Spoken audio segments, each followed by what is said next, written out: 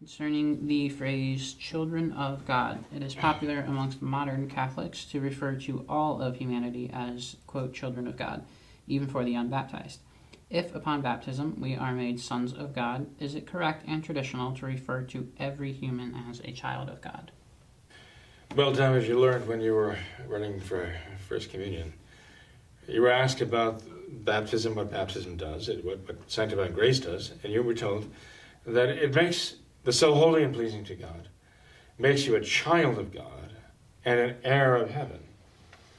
Being a child of God means that you have received the grace of God. You've been justified from sin and sanctified by grace. That's what makes you a child of God. That's what makes you an heir of heaven, that you can inherit heaven, right? And so it is not correct to say everybody's a child of God. Everyone is a creature of God. Every human being is a creature of God.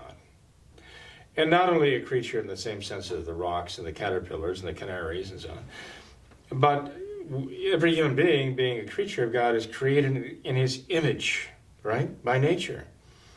So that makes the human being the highest of all God's creatures. No other creature of this universe can be referred to as created in the image of God, only human beings.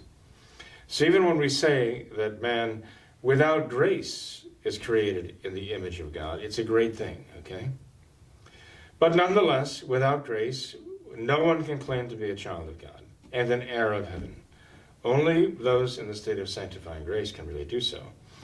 Only those who have received the grace of baptism and those who have the virtues of faith and hope, at least that, and potential charity, right? Even if they've fallen from grace by mortal sin, they still have faith and they still have hope, and they can still return to the state of grace because they know what to do, and they have the avenue open to them from baptism, the gateway to the sacraments. They can go to the sacrament of penance. They can confess their sins and return to the state of grace again. Only they can really be considered children of God.